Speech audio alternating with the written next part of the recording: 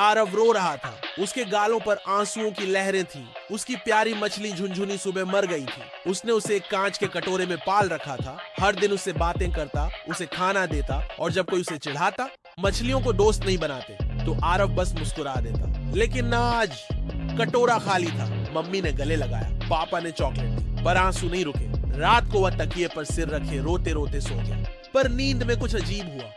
आरव एक अजीब जगह पर था। आसमान नीला नहीं था, सुनहरा था। पेड़ों से चिप्स और कैंडी गिर रही थी और एक चमकीला दरवाजा उसके सामने था जिस पर लिखा था आंसुओं का संग्रहालय, केवल उनके लिए जो बहुत रोते हैं। आरव ने दरवाजा खोला। अंदर हजारों कांच की बोतलें थीं, हर एक में अलग रंग की बूंदें, कोई नीली, कोई गुलाबी, कोई धुएं जैसी सफेद। एक बूढ़े व्यक्ति ने मुस्कुराकर कहा, तुम्हारा स्वागत है, मैं हूँ बूंद बाबा, आंसुओं का रक्षक। तुमने बहुत रोया आरव, इसलिए अब तुम्हें एक विकल्प मिलेगा। विकल्प? आरव ने आंखें पोंछते हुए पूछा। बूंद बाबा बोले, अगर तुम चाहो तो मैं तुम्हारे आंसू हमेशा के लिए छीन सकता हूँ। कभी दुखी नहीं होगे, कभी रोना नहीं पड़ेगा। बस एक शर्त है, तुम फिर कभी किसी और के आंसू नहीं समझ पाओगे। आरव चौंका। मतलब अगर कोई दोस्त गिरे और रोए तो तुम नहीं समझ पाओगे कि उसे कितना दर्द हुआ। अगर कोई कहानी सुनकर सब रोए तो तुम्हें वो सिर्फ बोरिंग लगेगी। आरव सोच में पड़ गया। फिर उसने कहा, ठीक है, मैं आज इतना रो चुका हूँ कि अब और नहीं रोना चाहता। बूंद बाबा ने एक कांच की बूंद आरव के माथे पर रखी और जमीन घूमने लगी। अगले दिन जब आरव उठा, वो हल्का महसूस कर रहा था, जैसे कोई भारी बोझ उतर गया हो। लेकिन अजीब बात ये थी, वो अब रो नहीं पा रहा था। मम्मी ने जब पूछा, तू अब ठीक है बेटा? उसने कहा, हाँ, लेकिन उसकी आवाज खोखली लगी। स्कूल में उसकी सबसे अच्छी दोस्त अनु को डांट पड़ी। वो रोने लगी। आरव उसके पास गया और बोला, चलो कैंटीन से समोसा खाते हैं। अनु चौंकी। तू कुछ बोलेगा नहीं? मुझे तो बहुत बुरा लग रहा है। मुझे कुछ समझ नहीं आ रहा, तू रो क्यों रही है? आरव बोला। अनु उसे घूरते हुए चली गई। धीरे धीरे सब बदलने लगा।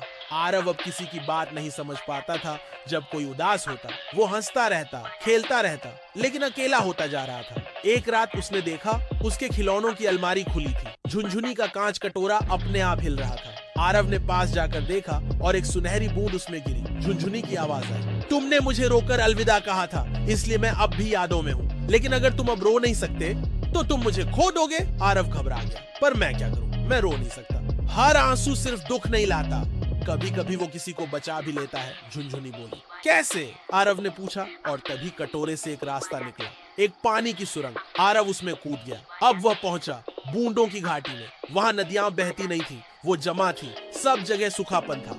बूंद बाबा वहां बैठे थे, उदास। तुम फिर आ गए? उन्होंने पूछा। मुझे मेरे आंसू वापस चाहिए, आरव चिल्लाया। बूंद बाबा बोले, पर क्यों? तुम अब कभी दुखी नहीं होते? पर मैं किसी और का दुख समझ नहीं पाता और मैं अब खुश भी नहीं लगता। बूंद बाबा मुस्कुराए। तुमने सबसे जरूरी बात समझ ली। आंसू सिर्फ दुख नहीं होते, वो प्यार होते हैं, समझदारी होते हैं, और सबसे बड़ी बात, वो दिल से जुड़ने का रास्ता होते हैं। उन्होंने एक नीली शीशी आरव को दी। इसे पी लो। जैसे ही आरव ने पिया, उसके दिल में गर्माहट हुई। एक बूंद उसकी आंख से गिरी, फिर दूसरी। फिर वो रोया, लेकिन इस बार वो रोना सुकून भरा था। वो वापस जागा अपने तकिए पर, और तकिए पर गीली जगह थी। मम्मी ने देखा और मुस्कुरा दी। अब तुम पहले जैसे लग रहे हो।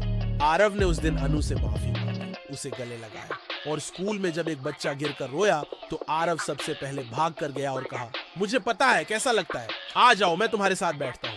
अब आरव फिर से कहानियों में रोता, हंसता और सबसे गहराई से जुड़ता। और जब भी कोई कहता, मुझे रोना नहीं अच्छा लगता, तो वो कहता, अगर मैं रो ना पाता तो मैं कभी समझ ना पाता कि आंसू सिर्फ कमजोरी नहीं, एक जादू है जो दिलों को जोड़ते हैं।